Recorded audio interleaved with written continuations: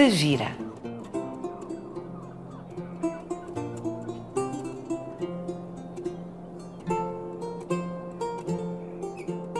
Se alguém tiver dúvidas de que as pedras nos contam histórias, basta vir à cidade de Tavira.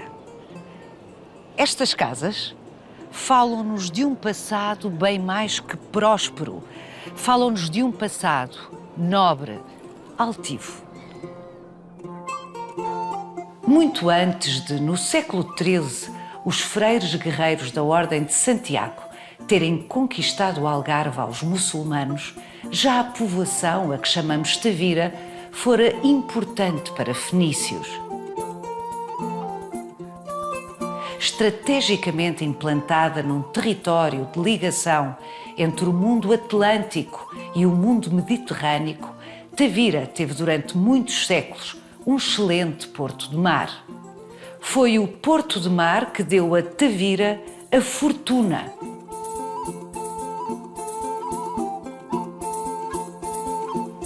Tavira foi a primeira localidade do Algarve a ser elevada a cidade em 1520.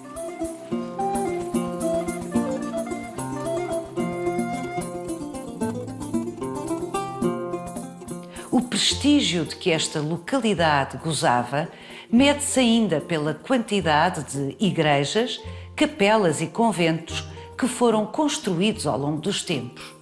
Mais de 20.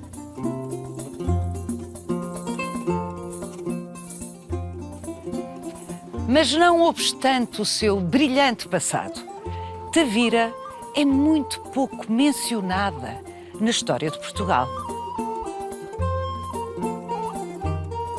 Talvez porque durante cerca de 650 anos, até 1910, tenha sido pertença do reino do Algarve, literalmente, o reino do Algarve, um segundo reino dentro de Portugal. Vai querer saber mais? Venha connosco nesta visita guiada.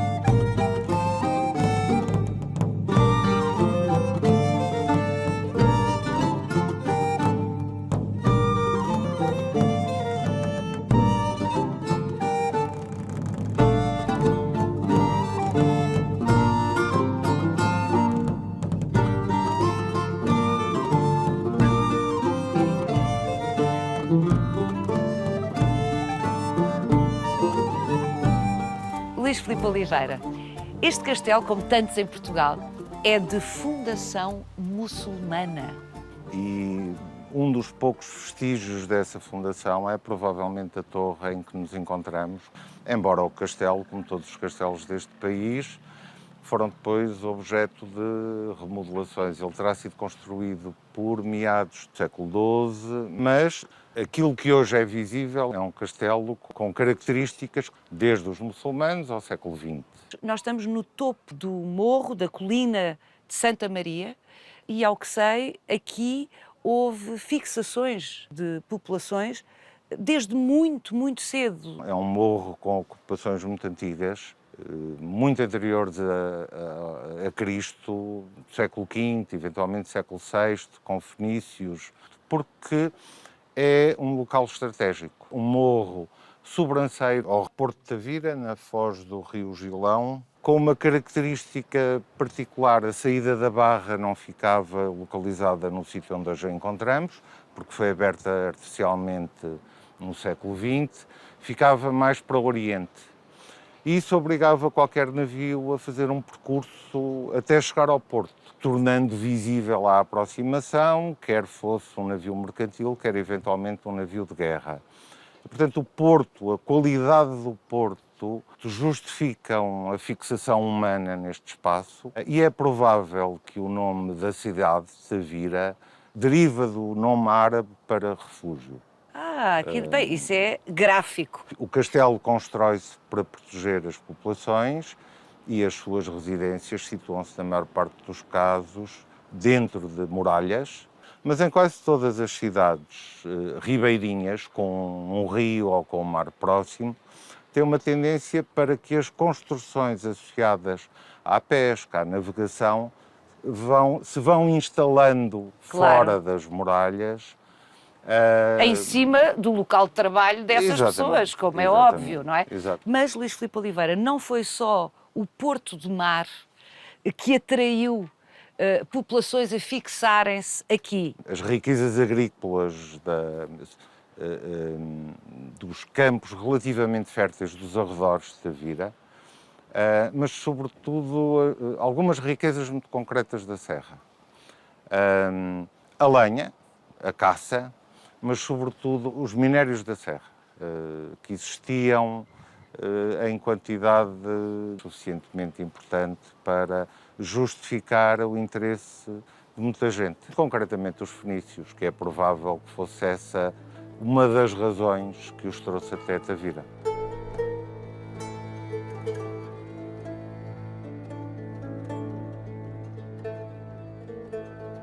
Tavira, na altura das investidas no século XIII, meados do século XIII, anos 40 do século XIII, das investidas sucessivas dos cristãos sobre os muçulmanos que ocupavam este território, Tavira foi heroica, na perspectiva dos muçulmanos. Sim, Tavira foi, nesses anos 40 do século XIII, anos 30, anos 40 do século XIII, foi o centro urbano que polarizou a resistência muçulmana contra os cavaleiros da Ordem de Santiago, que não vinham sozinhos. Vinham com contingentes militares que se associavam voluntariamente ou mercenários. Vinham, em alguns casos, com a companhia da Hoste Régia, mas foi de facto dos cavaleiros de Santiago a iniciativa da conquista do Vale do Guadiana e foi Tavira que polarizou essa resistência aos cavaleiros de Santiago. O facto é que em 1242, segundo se sabe, os muçulmanos daquilo a que chamamos Tavira caíram nas mãos dos cristãos conquistadores. Provavelmente a guarnição militar terá sido, em parte, chacinada. O comandante militar de Alcáçova, do castelo, fugiu ou morreu. Depois do combate, deixamos de saber o que lhe aconteceu, mas a maior parte da população permaneceu. Então significa que, para lá dos conquistadores cristãos, a população era muçulmana. Sim, mas ao longo dos séculos foi diminuindo de importância, embora tenham conservado o culto, os costumes, o direito muçulmano, e aqui em Tavira, tal como noutras cidades, foram obrigados a residir num bairro apartado, a moraria, foram obrigados a usar sinais distintivos próprios e tudo isso acabou por diminuir gradualmente a população muçulmana em Tavira, mas mantiveram-se até finais do século XV. Isso é incrível. Até finais do século XV, com o decreto de expulsão do rei Dom Manuel I, que nós estamos sempre habituados a associar apenas à expulsão dos judeus, mas na verdade foram os judeus e os muçulmanos que foram expulsos da Península Ibérica pelo mesmo decreto. Sim. Pelo mesmo decreto. É curioso que não tenha havido mais cedo uma predominância dos cristãos aqui em Tavira. Na cidade. A cidade era politicamente cristã a partir da conquista. Embora a população de Tavira deve ter sido maioritariamente muçulmana durante muito tempo, embora tivesse população cristã, tivesse população judaica, E os judeus aqui também tinham uma presença muito expressiva. Não tão expressiva quanto a população muçulmana, mas eventualmente mais antiga do que os muçulmanos até. A importância da população muçulmana em Tavira era tal que em 1269 o monarca português reconheceu-lhes a autonomia, a liberdade de culto, tal como reconheceu aos outros muçulmanos que ficaram em Faro, em Lolé ou em Silves. Dom Afonso III. Dom Afonso III. O que é fantástico é que, provavelmente, essa persistência que hoje, cultural, que hoje, enfim, no século XXI é valorizada, tudo o que são miscigenações, é visto como enriquecedor, É verdade. mas provavelmente, na aurora de Portugal, nos séculos XIII, XIV, isso foi fundamento para uma espécie de ostracismo desta região. O Algarve, agora já não só Tavira, mas o Algarve no contexto do reino português. O Algarve foi, até 1910, um segundo reino, que é uma coisa, literalmente. A circunstância do Algarve se ter transformado num reino, no segundo reino, tem muito a ver com a disputa entre Portugal e Castela em torno da soberania da região. A transformação do Algarve num reino foi uma forma de nomear uma região, dar-lhe um nome e dizer isto é meu. Porque era uma região... disputada entre Castela e Portugal, até o assunto se resolver diplomaticamente, através do Tratado de Badajoz de 1267. É a data que sela definitivamente esta questão. Sela ficando o Algarve português, mas implicando a perda dos territórios para lá do Guadiana, que eram soberania da coroa portuguesa. Foi um acordo entre os dois monarcas. Mas a expressão reino persistiu. Até à República. O nome Algarve deriva do termo árabe para Ocidente. Genericamente, as terras ao Ocidente de Sevilha, tal como designava as terras do Ocidente africano. Tanger, Ceuta, também eram Garbe. Portanto, na perspectiva política e geográfica árabe, o norte da África e o sul da Península Ibérica Ocidental eram a mesma região. Sim, eram designadas pelo mesmo termo. O Algarve nasce de uma retração geográfica desse grande espaço, elevada a reino pelo rei português para afirmar a sua soberania sobre esta região. A região tinha particularidades próprias que podem ter justificado esta singularidade. Os costumes da terra e das gentes. Não se construía com pedra, mas com barro, onde as casas teriam uma forma distinta, onde os cultivos não eram exatamente idênticos, ou se eram idênticos, a maneira de os cultivar era outra. E há um texto muito interessante, escrito por um religioso do Norte que viveu em Tavira no século XVI, Frei João de São José, que descreve o Algarve exatamente pela estranheza que ele provoca. A um homem do Norte. A um homem do Norte. A um homem do Norte. E ele tem o cuidado de escrever uma advertência ao leitor. Como quem diz, quem ler isto achará tudo isto muito estranho, como se fosse outro país, mas é verdade porque eu o vi.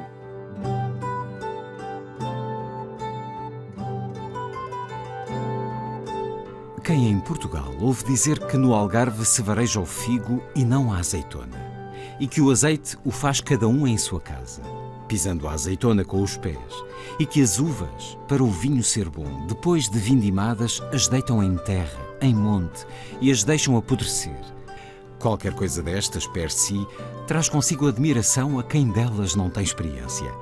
Tudo o que aqui escrever afirmo, como cristão e religioso, não ser somente de ouvida, mas de vista, e experiência de alguns anos que em Tavira, cidade principal do Algarve, estive. Isto teve consequências, ou não? Teve. Não há grande protagonismo do Algarve na história de Portugal. Não, não há. Tirando os descobrimentos, tirando esse período, não há. Mas tem que ter em conta que estamos numa região marginal. Tão marginal, se calhar, como Trás-os-Montes, com comunicações por terra muito complicadas. Muito complicadas e muito complicadas até muito tarde. Até ao comboio ou até à navegação a vapor, as comunicações de Lisboa com o Algarve são demoradas. As mais rápidas faziam-se por mar. Mas o regime de ventos na costa ocidental e na costa sul nem sempre é coincidente e as viagens podem ser demoradas. E esse afastamento, essa distância, essa marginalidade, que se sobrepõe à singularidade da região, Exato. explica em boa parte esse destino diferente das cidades algarvias. Agora, há particularidades outras que são igualmente interessantes, porque o Algarve é a única região do país onde as cidades e as vilas se entendiam previamente, fazendo reuniões com as elites de cada cidade e vila, para elaborarem um rol de problemas e de queixas que levavam a Lisboa às cortes reunidas pelo rei. Não conhecemos isto em mais nenhuma região do país, só no Algarve. As dificuldades aguçam o engenho, não é? Provavelmente, provavelmente. Daí essa capacidade dos algarvios, também uma tradição de negócio, uma tradição fenícia do negócio, não é? Capacidade de troca, de acordo, e o facto é que iam conseguindo muitas benesses ao longo dos séculos, uma espécie de marginalidade privilegiada. Rentabilizada.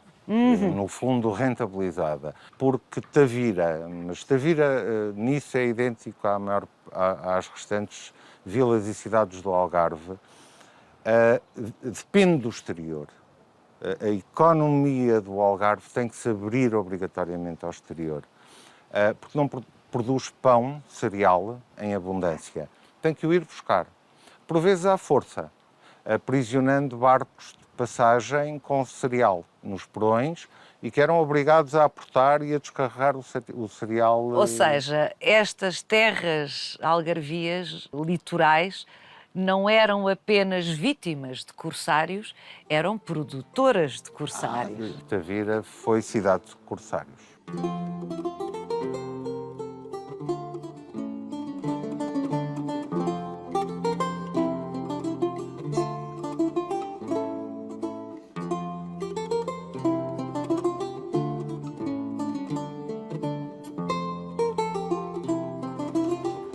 Carla Varela Fernandes. Acabámos de ouvir com o Luís Filipe Oliveira que a matriz muçulmana de Tavira é fortíssima. E em 1242, quando Dom Paio Pérez Correia, à frente dos freiros da Ordem de Santiago, os freiros guerreiros da Ordem de Santiago, toma Tavira, aquilo que hoje chamamos de Tavira, aos muçulmanos, aqui, no lugar onde vemos a igreja de Santa Maria do Castelo, estava, claro, uma mesquita. É isso mesmo. Neste lugar era o lugar da mesquita maior de Tavira. Havia duas mesquitas, a maior e a menor, aqui mesmo, atrás, que também foi reconvertida numa igreja cristã. Esta igreja foi dedicada ao horário de Santa Maria, como eram praticamente todas as igrejas importantes das cidades deste período da conquista cristã. E a mais pequena foi dedicada, até porque a conquista é feita pela Ordem de Santiago, é Santiago. O que se usava era a mesquita que já existia, ou seja, o edifício que já existia, e reconsagrava-se ao culto cristão, alterando o lugar do altar, porque é diferente do altar, o mihrab islâmico. Então quer dizer que, provavelmente, nas paredes muçulmanas se rezou ao Deus cristão durante algum tempo. Sim, durante se calhar umas 2 décadas.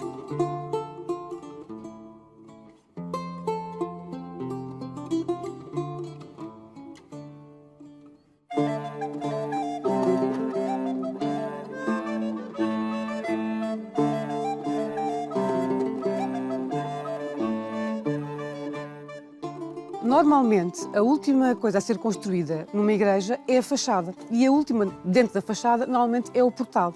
Ora, em Santa Maria do Castelo, nós temos a sorte de sabermos quem foi que pagou a construção do portal e em que data. Este Pedro Anjos das Foupanas. Foupanas? Foupanas. Meu Deus! Que pagou o portal em 1296. Ora, isso ajuda-nos a perceber que a construção termina neste final do século XIII.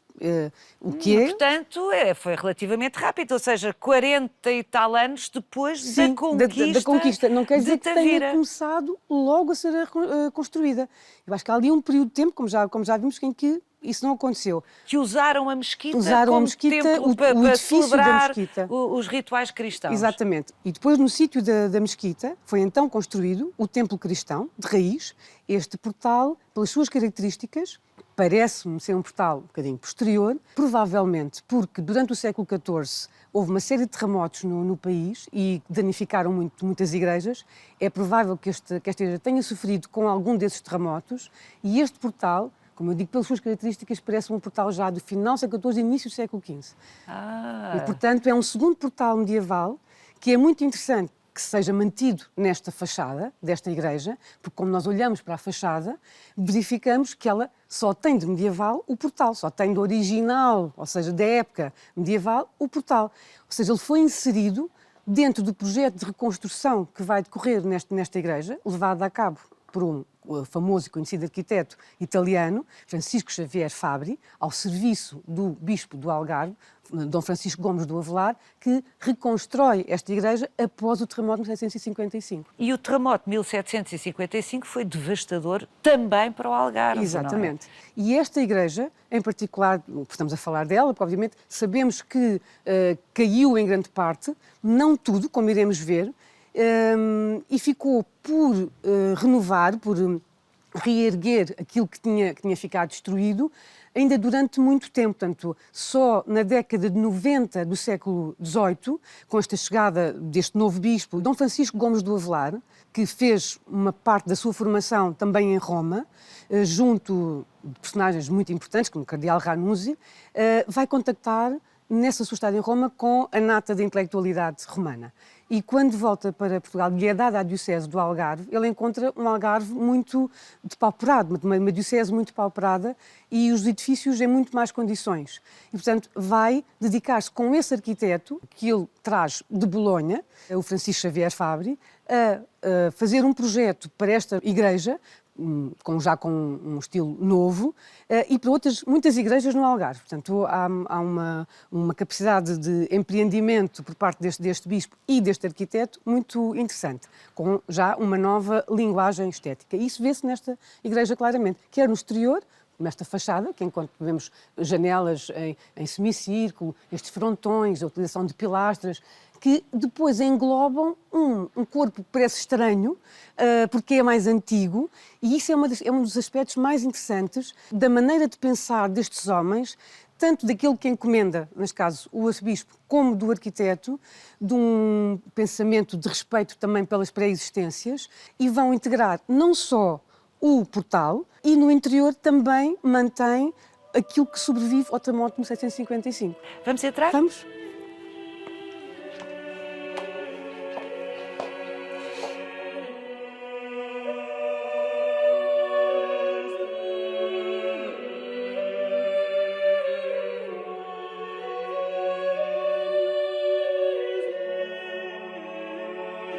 Paulo, esta igreja tem testemunhos de gosto artístico entre 1300 e 1800, portanto 500 anos. A Capela-Mor já não é original, mas estas duas capelas laterais são originais dessa construção gótica. Mantém ainda as abóbadas da época, cruzaria de ogivas. Os capitéis são muito interessantes porque podemos remeter até por questões de cronologia, de datação, para uma outra construção muito importante que estava a decorrer em Tavira, mais ou menos nestas mesmas datas, que é a construção do convento de São Francisco de Tavira. Porque se nós compararmos alguma forma de trabalhar destes escultores que fazem estes capitéis com aqueles que encontramos ainda nos vestígios da igreja do convento de São Francisco, vemos que é ou a mesma mão ou a mesma oficina a trabalhar. Mas depois há outras que sobreviveram ao terremoto, também bastante antigas, como a capela mandada erguer por Lanzarote de Melo, em 1535, para ser sua capela funerária. Esta é uma capela que nós chamamos normalmente de Manuelina, como pode comprovar a abóbada que ainda se vê, e depois teve acrescentos, neste caso de um retábulo barroco, que veio alterar um pouco esse 18. Poluiu. Não poluiu, mas alterou, e é por isso que ela hoje se chama a Capela do Senhor dos Passos, por causa da imagem do Senhor dos Passos. Exatamente. E ao lado tem outra capela, essa sim, do século XVIII, barroca, joanina, com um interessantíssimo revestimento de azulejo das oficinas de Lisboa, que eram as mais importantes da altura, e que também sobreviveu.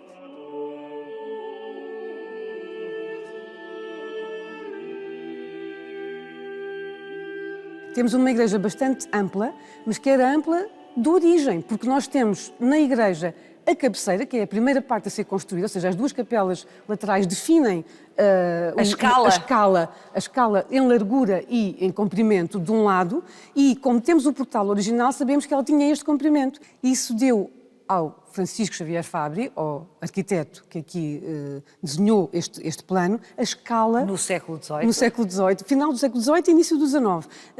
Deu a escala da igreja, que é uma igreja grande, alta, muito iluminada, e isso é uma característica, de facto, desta construção neoclássica, deste período já final do XVIII e início do XIX, com a abertura de janelas na parte superior desta nave central onde nós nos encontramos e caiada de branco, que dá, de facto, esta iluminação. Entra-se dentro desta igreja e respira-se este ar de largueza.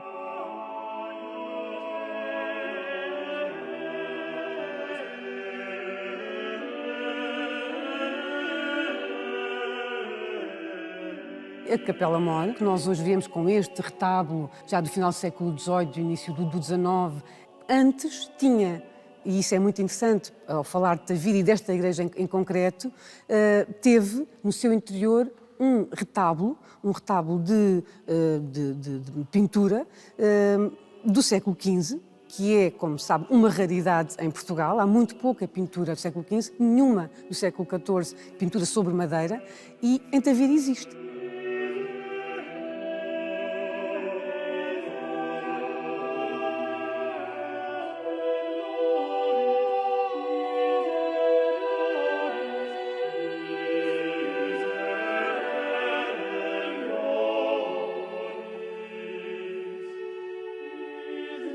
Carla Varela Fernandes, não obstante o fantástico Porto de Mar que Tavira sempre teve, como nos explicou o Luís Filipe Oliveira, o facto é que até 1415, a data da conquista de Ceuta por Dom João I e seus filhos... A ínclita geração. Exatamente. Tavira não estava ainda firmada na história e no mapa de Portugal como verdadeiramente relevante. Exatamente. Foi Dom João I, se calhar o primeiro rei, a dar um protagonismo especial a Tavira na sequência dessa conquista de Ceuta de 1415. No rescaldo dessa vitória, e à boa maneira da mentalidade medieval, porque o rei armou os seus filhos cavaleiros na Mesquita Maior de Ceuta. É um ato simbólico muito interessante, como é toda a conquista de Ceuta, que está ligado também à construção da imagem desta nova dinastia, que é uma dinastia que se vê a si própria como predestinada e que entende, provavelmente, esta conquista de uma terra no Magrebe, portanto, no norte da África. É um espírito de cruzada que se mantém. E isso é muito relevante. Isso é muito relevante. No século XV. No século XV. É muito relevante que se mantenha e também repensar, às vezes, um pouco estas campanhas no norte da África com essa leitura. Depois, na vinda para Portugal, a frota dispersa-se, mas combinam o ponto de encontro em Tavira. Portanto, eles desembarcam em Tavira e aqui ficam uns dias. E aqui dá-se um outro ato simbólico muito importante na sequência desse momento do armar cavaleiros os filhos, que é a atribuição de títulos aos infantes. Dom Pedro é feito Duque de Coimbra e o infante Dom Henrique, Duque de Viseu e Senhor da Lourinhã. E esse é um ato que, muito provavelmente, ocorreu neste espaço em que nos encontramos, na igreja de Santa Maria do Castelo. Nós acreditamos que isso acontece neste espaço, porque simbolicamente ele também era muito relevante para este espírito que acabei de referir, de cruzada, de espírito de conquista contra o inimigo infiel. Porquê? Porque nesta igreja estão sepultados os 6 cavaleiros mais um mercador que foram mortos, que foram martirizados durante um período de tréguas que se tinham combinado entre os muçulmanos e os cristãos, porque estava-se a viver o tempo das colheitas e, portanto, dedicavam-se à agricultura, que era a fonte de rendimento da... E não à guerra. E não à guerra. É importante sublinhar que isso acontecia. Acontecia. Não se guerreava em qualquer altura do ano. Exatamente. E essa combinação foi feita, não foi respeitada. Os cristãos resolveram ir caçar, isso não foi bem entendido, e pelos muçulmanos, e houve, de facto, uma luta, e essa luta fez com que a conquista de Tavira se precipitasse mais rapidamente. E nessa luta foram realmente mortos sabe-se, pelo menos 6 cavaleiros e um mercador que se juntou, e essas mortes foram consideradas martírios cristãos. Ora, esses restos mortais foram aqui bordados, portanto, esta é uma igreja que tem relíquias de mártires cristãos, o que confere a esta igreja um prestígio especial, dentro da mentalidade medieval de grande apreço pelas relíquias, tornam-se relíquias, e, portanto, é normal acreditarmos e pensarmos que este fosse o espaço mais lógico para Dom João I fazer essa atribuição dos títulos aos seus filhos neste lugar. E Dom Pai Pérez Correia está também aqui sepultado, quer dizer, alegadamente sepultado, não é? Diz-se que Dom Pai Pérez Correia também elegeu o lugar de sepultura na igreja de Santa Maria do Castelo. Portanto, ele morreu em Espanha, no antigo Reino de Leão, e que teria deixado em testamento a vontade de ser sepultado na igreja da cidade que ele ajudou a conquistar, portanto, liderou a conquista. O que é interessante é que em Espanha reclamam que os restos mortais de Dom Paio se encontram lá nessa igreja e aqui em Tavira também que estariam aqui. A verdade é que já no século XVIII mandou-se fazer uma lápide para assinalar a presença dos restos mortais de Dom Pai Pérez Correia, que é considerado um herói na cidade.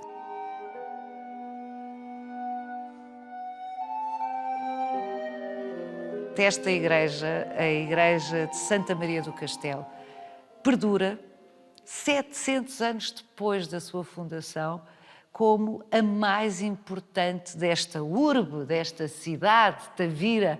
E isso é muito interessante, tanto mais que Tavira hoje, já teve mais, mas hoje tem ainda 21 igrejas, entre igrejas, ermidas, capelas, ermidas, conventos. É impressionante.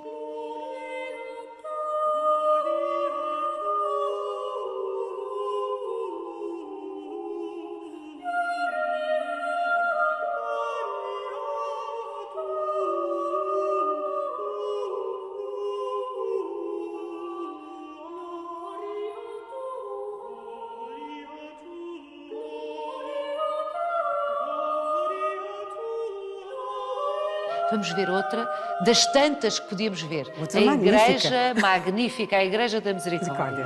Vamos.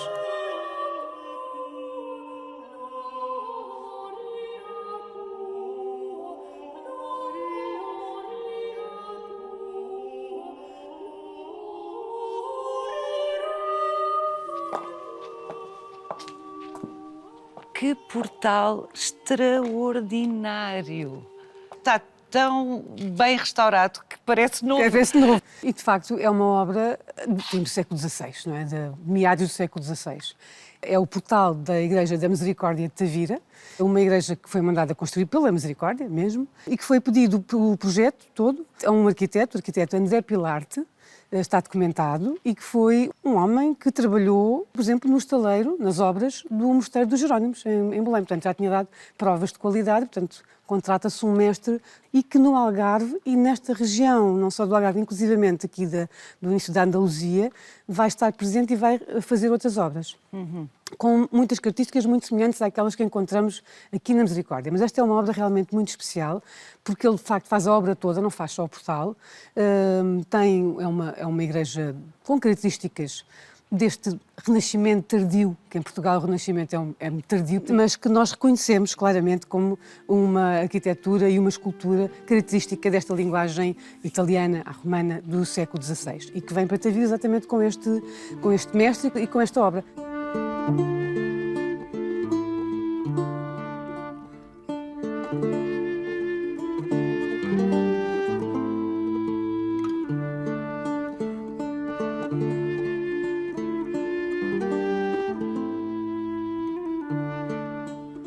É uma encomenda de raiz, não é? E dá-se, como a Carla já nos disse, em meados do século XVI, anos 40, 40 e 50, 50. são os contratos de 40 e de 50. Um período de apogeu desta cidade, como nunca teve antes nem teria depois, que coincide, de facto, com a expansão marítima portuguesa e com a importância que Tavira tem também nesse processo, devido ao seu porto de mar, portanto, e ao comércio marítimo também que se intensifica, e isso, claro que traz para a cidade uma abundância de meios financeiros que não existia antes. 100 anos depois da conquista de Ceuta e de Dom João I em Tavira ter feito duques 2 dos seus filhos, Dom Manuel I vai elevar a vila de Tavira à categoria de cidade. E esse é um grande momento, um momento muito importante, porque a partir daí também assistimos a um apogeu construtivo e até uma redefinição da malha urbana da cidade, muito ao correr do rio. De uma forma muito mais clara, muito mais clara, junto com o nascimento de novos bairros, mas também com um surto construtivo religioso muito interessante, no qual se inscreve esta Igreja da Misericórdia, mas não só, também uma outra que já vinha do reinado de Dom João II, mas que realmente vai ter o impulso construtivo com o reinado de Dom Manuel, que é, nós chamamos convento, mas que é de facto uma abadia cisterciense, uma Senhora da Piedade, conhecido como Convento das Bernardas. Constrói-se também o Convento da Graça, é um outro grande convento de Tavira. Tudo isso são construções do reinado de Dom Manuel do ponto de vista religioso. E toda a arquitetura civil que se desenvolve muito. E com uma dignidade. Sim. Que dá conta de uma forma indesmentível de que esta era uma cidade de grandes senhores. Sim. Não só de nobres, mas também de grandes mercadores com muito dinheiro, não é? É verdade que é uma cidade com muitos mercadores, mas é, de facto, a cidade do Algarve, se calhar, com maior concentração de elementos da aristocracia. E isso é uma marca muito especial da cidade de Tavira, que ainda hoje se sente na malha urbana, que ainda resiste, e isso faz a diferença. Fez a diferença nesta cidade durante largos séculos e até hoje. Essa presença da nobreza tem também como razão, seguramente, a importância militar que a já cidade de Tavira teve. Aqui estava estacionada a esquadra de Dom Manuel, que fazia a vigilância das costas algarvias. Exatamente. E também de Gibraltar e do Mediterrâneo próximo, exatamente. Não é? Portanto, havia aqui uma importância estratégica militar também, que fazia que os nobres estacionassem aqui.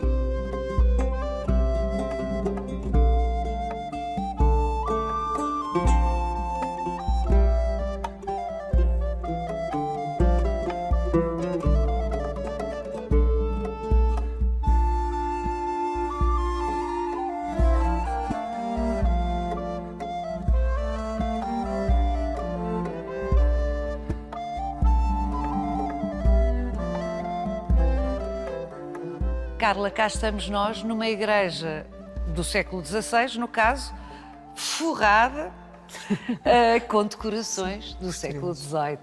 É um caso flagrante, não é? É.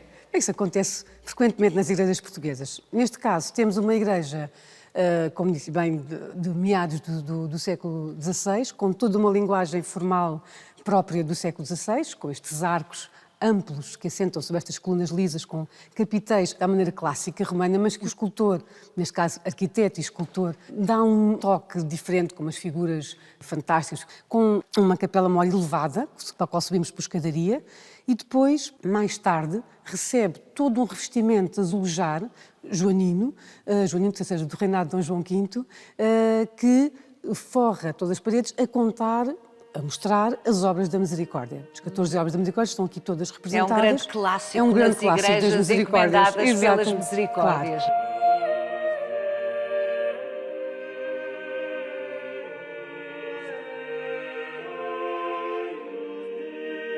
Estes gradeamentos são posteriores e este barroco do altar é particularmente espetacular. É excepcional, é verdade. Muito rico, intensamente trabalhado do ponto de vista da talha dourada, com as armas régias, com as armas de Portugal, e com todo um aspecto cenográfico.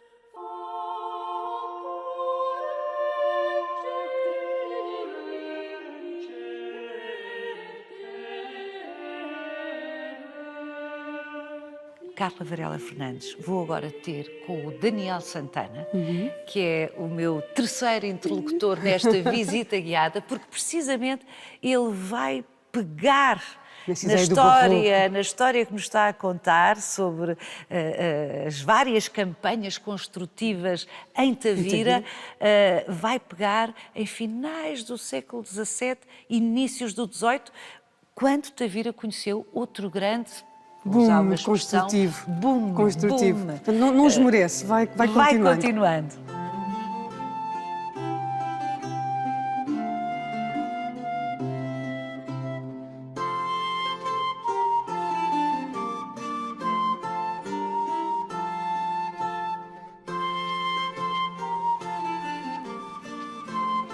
Daniel Santana, olá. Olá.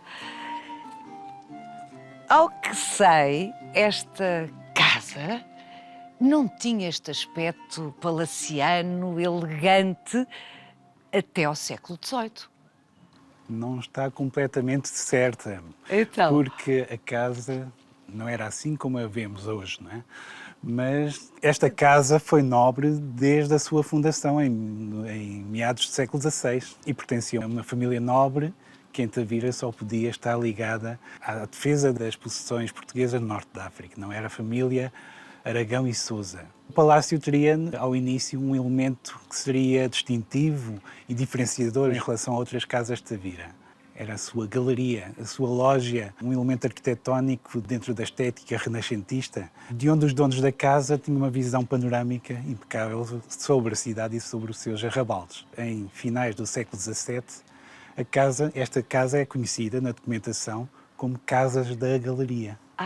Daí chamar-se Palácio da Galeria. Exatamente, era, digamos, o elemento que batizou o palácio. Mas não tinha estas janelas, por exemplo, nem estas decorações. Não.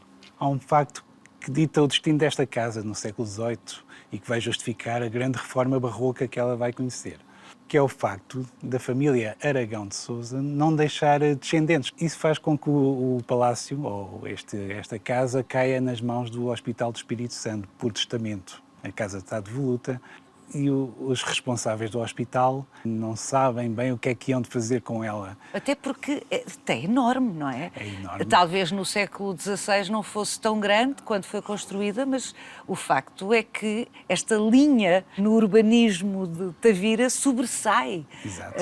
Não e é? notou muito bem, isto é um edifício dominante da paisagem urbana de Tavira. Exatamente. Visível praticamente todos os sítios da cidade. O edifício está a necessitar de melhoramentos inadiáveis, quase na década de 30 do século XVIII.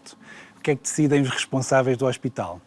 Decidem que o edifício tem que ser cedido necessariamente a alguém com elevado estatuto social e com elevadas posses económicas.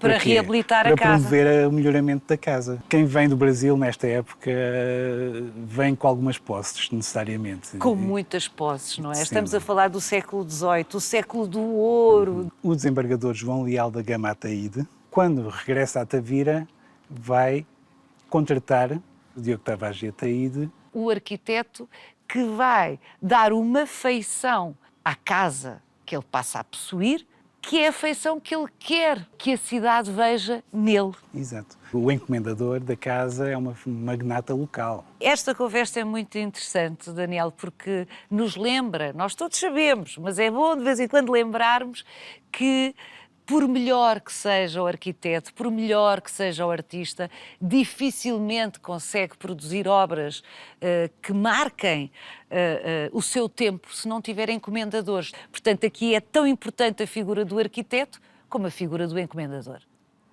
Sem dúvida.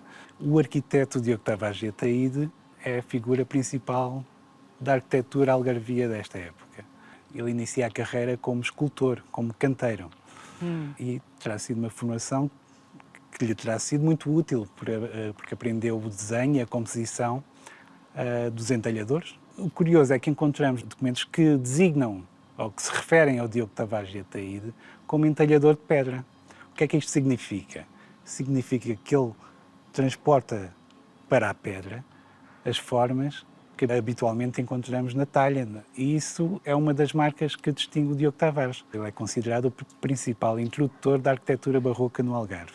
Ele intervém não só no Palácio da Galeria, como no Convento da Graça, reconstrói a Ermida de São Sebastião, reconstrói a Ermida de São Roque, reconstrói o Hospital do Espírito Santo de Tavira, que é a grande obra barroca do Algarve setecentista. Portanto, aquilo a que se assiste no século XVIII pela mão de Diogo Tavares de Ataíde não é tanto a uma construção de raiz, mas a uma atualização de arquiteturas que vinham de trás, na maioria dos casos, do século XVI. É isso? Sem dúvida, sem dúvida. E por isso é que ele desenvolve também uma importante faceta de restaurador. No fundo, muitas das obras em que ele intervém limita-se a rentabilizar o que já existe e a introduzir linguagem nova aos modos do barroco.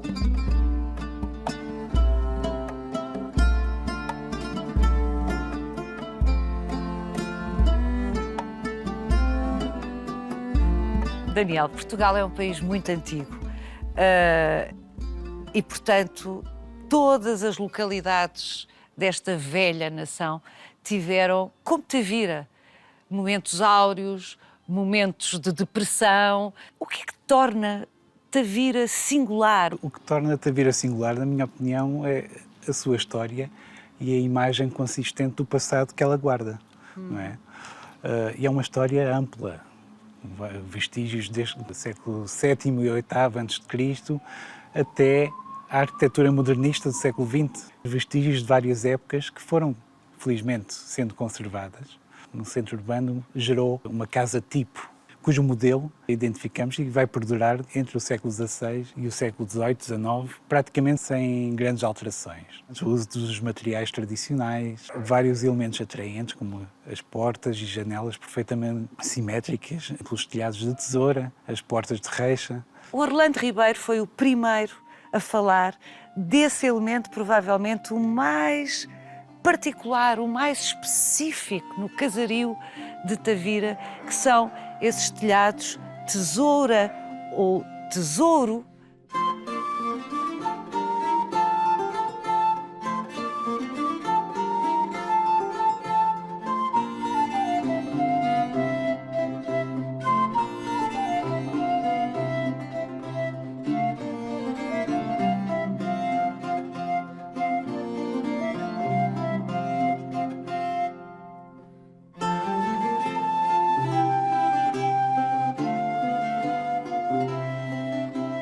Siga-nos no Instagram, no Facebook e na nossa página onde pode rever este e os outros Visita Guiada.